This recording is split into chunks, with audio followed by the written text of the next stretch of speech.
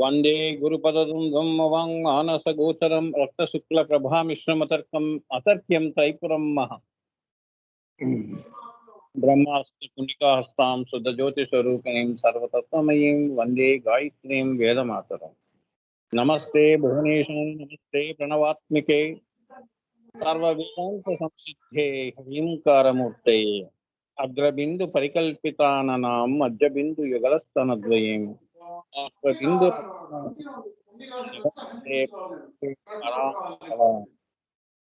కామేశ్వరీం పరామీరీ కాదిహాదిస్వరూపిణీం మాతృకావర్ణ మహాశ్రీ చక్ర మధ్యగాం మహాత్రిపుర సుందరి. ఓం ఓం ఓం హ్రీం హ్రీం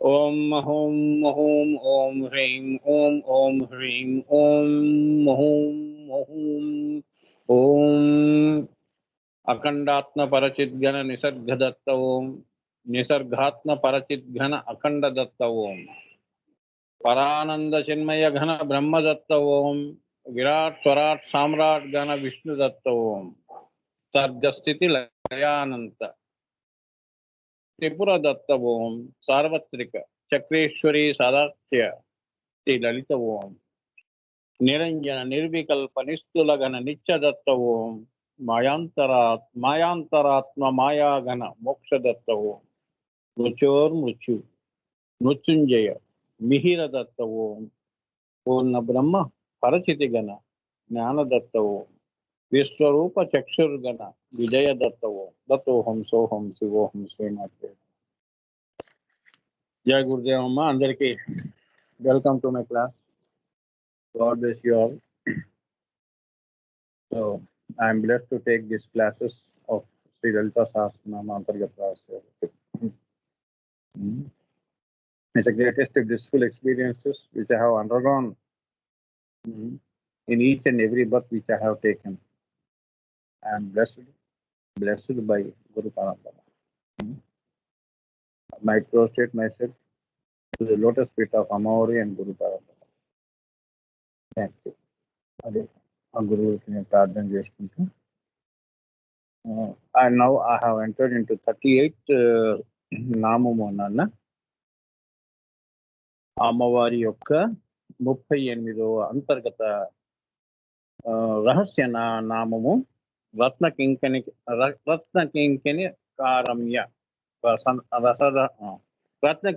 కారమ్య రసనాధామ భూషిత అమ్మవారు నామం. ఇందులో గుప్తనామాలు రత్న మొదటి పేరుతోనే మనం ఇవాళ స్టార్ట్ చేద్దాం. ఇందులోని గుప్తనామాలు మొదటిది రత్న కింకిణి. కింకిణి అంటే ఇప్పుడు నెక్స్ట్ వస్తుందన్న. ఇది చాలా అది మీరు అందరూ తెలుసుకోవాల్సిన గొప్ప రహస్యం. అసలు లలిత రహస్యం అంటే ఇందులో ప్రవచనం చెప్పేది, భాష్యం చెప్పేది, అందరికీ తెలిసిన విషయం మళ్ళీ చెప్పేది కాదనల్ల. లలిత రహస్య నామావళి అంటే అది ఎప్పుడూ రహస్యమే. ఇప్పుడు నేను చెప్పాను అనుకో, నాకు అమ్మవారి ఈ యొక్క రహస్యాలు అందులో ఉన్న నాకు ఆ అనుభూతులన్నీ నాకు ఎలా ఇస్తుందో భవిష్యత్తులో కూడా ఆనందఘనకి అలానే భవిష్యత్తులో ఇప్పుడు నేను చెప్పింది విని మళ్ళీ ఇంకొకరు ఎవరైనా అనుభూతి పరంగా చెప్పారు అంటే అది కూడా రహస్యమే. సో ఎంత చదువుతున్నా అది రహస్యంగానే ఉండిపోతుందమ్మా. ఇంతేనా రహస్యం అని నువ్వు అనలేవు. ఓ తెలిసిపోయింది స్వామి నాకు రహస్యము అని నువ్వు చెప్పలేవు. గుండె మీద చేసుకొని ఇంకా ఏదో మిగిలింది, ఏదో వెలితి, పరిపూర్ణం కాదు. అదే దాని యొక్క గొప్పతనం. ఎంతమంది చెప్పినా కూడా అది రహస్యంగానే మిగిలిపోతుంది ఆ బిందువు. అదే అమ్మవారు. అమ్మ ఇప్పుడు ఇవన్నీ చెప్పేవి కూడా తల్లి దయతోనే చెప్తున్నవే కానీ మనం ద్వైతంలో ఉంటూ మాయని ఆశ్రయిస్తూ భాష్యం చెప్పేది కాదు నాన్న. ఇది మాయాతీతంగా వెళ్ళి దాన్ని అనుభూతి చేసుకుని మళ్ళీ కిందకి వచ్చి మాయలో వచ్చే శరీరంలోకి వచ్చి మళ్ళీ మీకు చెప్పడం అంటే నేను చూసింది కొద్దిగా కానీ భూమి మీద చెప్తుంది ఎక్కువ. వైఖరిలో రహస్యం చాలా చిన్నదే ఏమ్మా. ఓంకారం గొప్ప రహస్యం, కానీ అందులో ఎంత దాగి ఉంది. కోటాను కోట్ల మంది, లక్షల మంది ఆ ఓంకారాన్ని అనుభూతి చేసుకొని తుర్యాస్థితికి చేరుకొని దాని మీద భాష్యం రాసి ఓంకారం నుంచి సర్వ సృష్టి వచ్చిందని ఓంకారాన్ని ఆధారంగా చేసుకొని ఈంకారం దాకా కూడా భాష్యం చెప్పిన మహానుభావులు ఎందరో ఎందరో ఎందరో ఉన్నారు ఆ గురు పరంపరకి. అందులో మీరంతా కూడా మనందరం కూడా వారి కృపకి పాత్రులమై మళ్ళీ మన ద్వారా ఇప్పుడు ఈరోజు మనం చెప్పుకుంటున్న ఈ లలిత అంతర్గత రహస్యాలు గురు పరంపర అమ్మవారి ఆశీస్సులు ఉంటేనే కానీ ఇవి బయటికి రావు. బయటికి వచ్చినట్టు రహస్యం ఎలా అవుతుంది? కానీ బయటికి వచ్చిన రహస్యంగానే తన తన తన యొక్క ఉనికిని పోగొట్టుకోకుండా మళ్ళీ రహస్యంగానే మీలో ఉండిపోతుంది అమ్మవారు. చూసారా? మీలో రహస్యంగానే ఉండిపోతుంది. నేను చెప్పే రహస్యం మళ్ళీ మీలో కూడా రహస్యమే అది. అందుకే అది ఎప్పుడు రహస్యమే. ఇదే సృష్టి. అర్థమైందా అన్న? సో మనం ఎంత తెలుసుకున్నా మిగిలిపోయేదే రహస్యం. సో దాన్ని మనం సానుభూతి చేసుకుంటే అయిపోతుంది కదా స్వామి, ఎందుకు ఇంత? మరి సానుభూతి చేసుకుంటామంటే ధ్యానం ద్వారా, భక్తి ద్వారా, యోగం ద్వారా తర్వాత కదా నీకు వచ్చేది సానుభూతి. ఏమ్మా? కష్టపడకుండా ఏది రాదు కదమ్మా. అయాచితంగా అప్రయత్నంగా మనం కోరుకున్న వెంటనే వచ్చేస్తాయి, రావు. దానికి ఎంతో కృషి ఉంటుంది అమ్మా. కృషితో నాస్తి దుర్భిక్షం అన్నారు. కృషి చేస్తేనే ఏదన్నా, సాధన చేస్తేనే ఏదన్నా. జీవ సాధన, ప్రాణ సాధన, మనో సాధన, ఇవన్నీ సాధనలు చేయాలి. మనసులు జయించటం సాధన. జీవ సాధన అంటే కోరికలు, ధర్మార్థ కోరికల్ని జయించటం జీవ సాధన. మనో సాధన గురువు గారు సాధన పంచతంత్రం చదవండి, ఎంత బాగా చెప్పారు అందులో ఓంకారం గురించి. అవన్నమాట. అది జయించిన తర్వాత కదా నీకు ధ్యానం అనేది కుదిరేది. అవునా? ధ్యానించి రాధమ్మ వారు శ్రీకృష్ణుని ఇలానే వెళ్ళింది, భక్తితో వెళ్ళింది ముందు, తర్వాత ధ్యానంతో వెళ్ళింది, తర్వాత ఆయనలో ఆయన యొక్క ఆత్మస్వరూపంలో, ఆ పరమాత్మ స్వరూపంలో ఆమె యోగం చెందింది, అంటే కలిసింది అని, ఒకటిగా అయిందని. అందుకే ఈ సృష్టి అంతా కూడా రాధమ్మ వారికి సర్వం కృష్ణమయం జగత్. ఆయన కృష్ణం మంది జగద్గురువుగా నిండి ఉన్నాడు. చెప్తే ఆయన గురించే చెప్పాలి, ఇంకో వస్తువు అనేది లేదు, ఇంకో పురుషుడు అనేవాడు లేడు అని చెప్తుంది. నాకు ఎవరు కనిపించట్లేదు, అందరూ కృష్ణ పరమాత్మ యొక్క స్వరూపంగానే కనిపిస్తున్నారని. ఆ దృష్టిలో అంత లయమైంది ఆ తల్లి. ఇదంతా ఇంట్రడక్షన్ నాన్న. రత్న అనే నామానికి ఇంట్రడక్షన్. ఎందుకు చెప్పాను అంటే ఇవన్నీ చూడటానికి మాటలుగానే ఉంటాయి నాన్న, వైఖరిలో మాటలుగా ఉంటాయి, కానీ ఆ మాట వెనుక అది గనక మనం సాధన చేసి ఎంత కష్టం అండి. మంచి బాలుడు అంటానికి మంచిగా మనం బాలుడుగా ఇప్పుడు అలా మంచిని మనం బతకటం అనేది ఎంత కష్టం. అది సాధన చేస్తే చెప్పడం తేలికే, అందరికీ చాలా తేలికే నాన్న. శ్రీ విద్యలో రత్న అంటే మంత్ర బీజములు, మాతృకా వర్ణములు అంటే గురుగారు చెప్పింది. రత్న అంటే రత్న కింకిణి కారమ్య అన్నారు కదా. రత్న అంటే ఏమన్నారు? మంత్ర బీజములు, మాతృకా వర్ణములు అంతే. కానీ దీని మీద అందరికి సామాన్యులు కూడా అర్థం కావాలి కదా. రత్నాన్ని మాతృకా వర్ణాలు అక్షరాలు అంటారు, మంత్ర బీజాలు అంటారు. ఏమిటి దీనికి ఉన్న సంబంధం? ఇది కొద్దిగా మనం డీటెయిల్గా తెలుసుకుందాం. రత్నములు అంటే మాతృకావర్ణములు, మంచి పలుకులు. పలుకే బంగారమాయే అని మనం అంటాం చూడమ్మా. బంగారు పలుకులు అండి. చిన్నపిల్లలు మాట్లాడుతున్నప్పుడు ఎలా ఉంటే ముద్దు ముద్దుగా ఇంకా ఇంకా ఇంకా వినాలనిపిస్తుంటుంది. మంచి వాళ్ళు ఏదైనా మంచి విషయం చెప్తున్నప్పుడు ఇంకొకసారి చెప్పండి, అదే మంచి మాట చెప్పండి. గంట తర్వాత ఆయన ఒక బంగారం లాంటి మాట మాట్లాడాడండి. ఆ ఒక్క మాట నీ జీవితం మీద అంత పని చేస్తుంది. రత్నం అంతేగా. ఆ మాటకు వస్తే ఈ మాటలు మాతృకా వర్ణములు అంటే ఇవన్నీ అమ్మవారు నీకు 50 అక్షరాలు ఇస్తే అందులో చక్కటి ఊహలు చెయ్యమ్మా, చక్కటి పలుకులు పలికి జీవితాన్ని ఉద్ధరింపజేసుకొని మళ్ళీ నువ్వు ఎక్కడి నుంచి బయలుదేరావు మళ్ళీ అక్కడికి వచ్చేయి అని చెప్పటం. రత్న అంటే అది. రత్నంతో కూడుకున్న జీవితాన్ని గడపమని. మనం అబద్ధాలతో జీవిస్తున్నాం, మాయలో జీవిస్తున్నాం. అందరికీ అమ్మవారు 50 వర్ణాలే ఇచ్చింది. అవునా? ఎవరికి ఎక్కువ ఏమి ఇవ్వలేదు కదమ్మా. ఈ 50 వర్ణాలు ఏవైతే ఉన్నాయో ఇందులో నుంచేగా ఊహలు, ఆలోచనలు అన్నీ పుడుతున్నాయి. కవిత్వాలు, సాహిత్యాలు, ప్రబంధాలు అన్నీ పుడుతున్నాయి కదమ్మా. మరి అందరూ త్యాగరాజ మరి ఆయన కీర్తనలు చేసినట్టుగా మనం ఎందుకు ఆ 50 వర్ణాలు మనకి ఇచ్చింది కదా అమ్మవారు. అవునా? అందరికీ ఇచ్చింది కదా. సృష్టి అంతా అందరికీ ఒకటే కదా. శివదృష్టి సమదృష్టేగా. కొందరు ఉచ్చంగా వెళుతున్నారు, కొందరు అధో పాతాళంలోకి వెళ్ళిపోతున్నారు. ఎందుకు వైరుధ్యం? అదనమాట. నీలోనే అమ్మవారు రత్నం పెట్టింది. ఆమె రత్న. అమ్మవారి చింతనే బ్రహ్మ చింతనే ఏమ్మా రత్నములు. అంటే అక్షరములన్నీ రత్నములు. ఊహలన్నీ చక్కగా చేసావనుకో, సంకల్పాలన్నీ పవిత్రంగా పెట్టుకున్నావు అనుకో, చక్కటి అక్షరాలు అక్కడ పొందిగ్గా వస్తాయి నోటి నుంచి. లోపల మనసులో ఒకటి బయట ఒకటి చెప్తే ఎలా ఉంటుంది? లోపల విషం బయట అమృతం అంటే కత్తికి తేనె రాసినట్టుంటుంది. కత్తి నాకేమనుకో కోసుకుపోతుంది. అదనమాట. రత్న అంటే అది. ఇప్పుడు ఈ రహస్యాలన్నీ 1000 రత్నాలు ఇవి. అమ్మవారి లలితా సహస్రనామాల్లో అన్ని 1000 రత్నాలు అన్నమాట. అమూల్యమైన రత్నాలు. అరే వాడు బంగారం లాంటి మాటలు మాట్లాడతాడురా.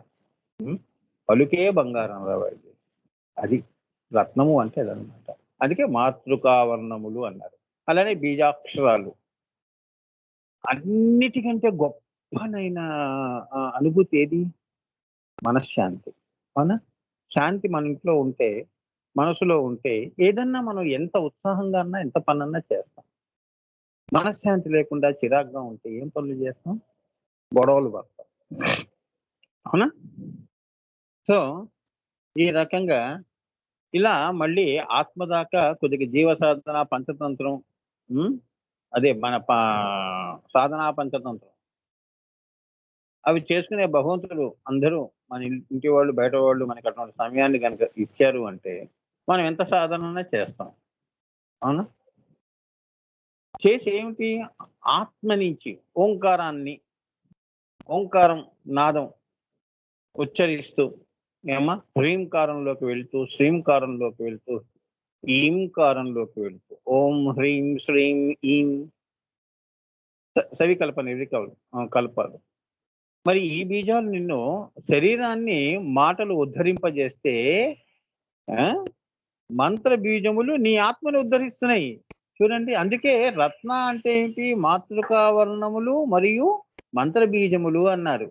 ఆత్మకి సంబంధించినవన్నీ మంత్ర బీజములు, మనసుకు సంబంధించినవన్నీ కూడా మాటలు, మంచి ఊహలు సరిగ్గా ఉంటే, ఆలోచనలు సరిగ్గా ఉంటే మాట వైఖరిలో కూడా అంత అందంగా ఉంటుంది అని చెప్తున్నారు. సో మనసు ఎప్పుడు శుద్ధిగా పెట్టుకోవటం, మనోశుద్ధి మరి మనసును కూడా మనం శుద్ధి పరచుకోవటం. మంచి భావాలు చేసామంటే అందరితో మంచిగా ఉంటే సర్వేజన సుఖినో భవంతు వసుదైక కుటుంబంలో నువ్వు ఎక్కడికి వెళ్ళినా నీ యొక్క రాక కోసం అందరూ ఎదురు చూస్తూ ఉంటారే గాని అంతే కదా. సో మనసుతో మాట, ఆత్మతో బీజము, ఈ రెండు కూడా రత్నములు. అమ్మవారు రత్న ఏమా ఇక్కడికి ఇది రత్నం గురించి ఇంత చాలు నాన్న. ఇంకా మనం డీప్ గా వెళ్ళాము అంటే ఇంకా దాని మీద గంట అవుతుంది చర్చ. అందుకే ఇక్కడికి నేను ఇంకా ఇంతవరకు చెప్పాను. ఆ మాటకు వస్తే మా వర్ణములు మనం ఎందుకు చదివిస్తున్నారు? ఇటువంటి రత్నాలు తెలుసుకోవటం కోసం. ఆత్మ వైపు నీ యొక్క మరి మనం అంతా కూడా డబ్బులు ఇచ్చి చదువుకుంటున్నాము అంటే దేనికోసం? సంస్కారం. చదువు దేనికోసం? సంస్కారం కోసం. చదువు సంస్కారం అన్నారు. ఊరికి చదువుకుంటున్నాం, కడుపు కోసం చదువుతున్నాం అనే చదువులు అవసరం లేదు. చాలా మంది చదువుకోకుండా కూడా కుల వృత్తులు చేసుకుంటూ లక్షలు సంపాదిస్తున్నారు. చదువుకున్న వాడే సంపాదిస్తున్నాడా? ఏమ్మా? సో అక్కడ అది పొదగదు. సో ఆ మంచితనాన్ని మనసుతో మనం ఊహ చేసాము అంటే, మనసు పెట్టి, బుద్ధి పెట్టి, శ్రద్ధవాన్ లభ్యతే జ్ఞాన దేవి భౌతం చదువుతున్నా, వరలక్ష్మి వ్రతం చదువుతున్నా, పూజలు చేసుకుంటున్నా, శ్రద్ధగా చదివాము అంటే అదే రత్న. మనసుతో అమ్మవారు అంటే మనస్సు అంటే ఏమిటి? కామ్య పూజలు. అవి ఫలిస్తాయి. నిష్కామ పూజలు గురువుగారు ఇస్తారు. ఓంకారము, అమ్మ ఈ మంత్రం చదువుకో తల్లి, లక్ష్మీ బీజం ఇస్తున్నాను అంటాడు. కమలే కమలాలయే కమలాత్మిక అన్నట్టుగా ఆ మంత్రాలన్నీ శ్రీం బీజంతో సంబంధించినవన్నీ ఇస్తాడు. అది చేసుకున్నావు అనుకో, నీకు ఇక్కడ అస్థిర చంచల లక్ష్మి కూడా అంటే చంచల లక్ష్మిలో కూడా లక్ష్మీ కటాక్షము, ఆత్మయమో స్థిర లక్ష్మి కాబట్టి మహాలక్ష్మి కూడా నీకు మూడో కన్ను మహాలక్ష్మి. అదే స్థిరము. నీ ఆత్మయే స్థిరము. అదే లక్ష్మి. మహాలక్ష్మి అంటారు. అది ఎప్పుడు కూడా కదలదు. ఏమ్మా? ఈ రెండు కూడా ఇహ పర రెండు కూడా ఈ రత్న అనే నామం మాతృకా వర్ణములు అలానే మంత్ర బీజములు ఇవి సాధన చేస్తే అమ్మవారు రత్న అదన్నమాట. ఇక రెండవది కింకిణిక. కింకిణిక రత్న కింకిణిక రమ్య అన్నారు కదా. కింకిణిక అంటే ఏంటి? ఇప్పుడు ఆ రెండో నామం గురించి తెలుసుకుందాం అన్నమాట.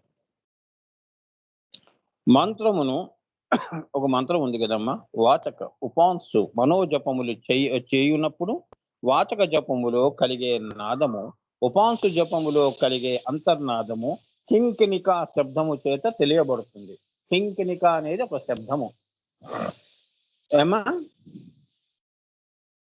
మళ్ళీ చదువుతాను చూడండి. మంత్రము నువ్వు గనక ఉచ్చరించినప్పుడు వాచక జపముగా, ఉపాంశు జపముగా, మనో జపముగా చేయునప్పుడు వాచక జపములో కలిగే నాదములు, ఉపాంశు జపములో కలిగే అంతర్నాదము కింకిణిక శబ్దము చేత తెలియబడుతుంది అని చెప్పాడు.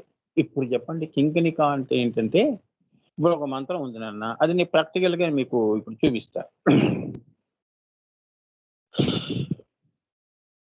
ఓం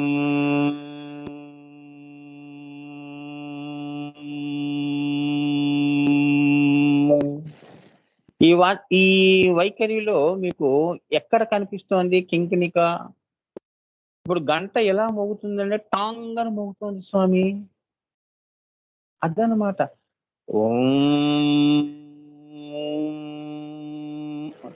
ఓంకారం ఎలా చెప్తున్నాడు గురువు గారు? అని ఒకటి వస్తుంది స్వామి. అదే కింకిణిక వాచక జపంలో. అలానే ఉపాంశ జపంలో అంటే మనసులో నువ్వు చేస్తావు కదా, అంటే ఎలా 9 ఝుంకారంలా ఎలా ఉంటుంది అట్లా ఓం అని ఆ ఓం వెనక ఉన్న కింకిణిక నాదం ఎలా పలుకుతుంది? గంట ఈ రకంగా మోగుతుంది. ఏమ్మా? ఇలా నువ్వు గుర్తుపడతావు ఆ నాదాన్ని? అదనమాట. అమ్మ అన్నప్పుడు అర్థం ఎలా స్ఫురిస్తోంది? మీ అమ్మగారు గుర్తుకొస్తున్నారు. అవునా? నాన్న అన్నప్పుడు నాన్న గుర్తుకొస్తున్నారు. అట్లా అన్నమాట. దాని వెనకకి వెళితే ఉపాంశ జపంలో కింకిణిక అనే నాదం వినిపిస్తుంది. ఓం మనసులో అనుకుంటున్నాను నేను. మీరు మనసులో అనుకోండి. గట్టిగా మీకోసం నేను గట్టిగా చెప్పాల్సి వస్తుంది, కానీ మనసులో నాకు ఒక కింకిణిక అనే నాదం వినిపిస్తూ ఉంటుంది. ఓకే? అలానే వాచక జపము, వాచక ఉపాంశు మనోజపములు. ఉపాంశు జపము అంటే ఎవరికి వినిపించకుండా ఉట్టిగా పెదాలు కదపటం ఉపాంశు జపము అంటారు.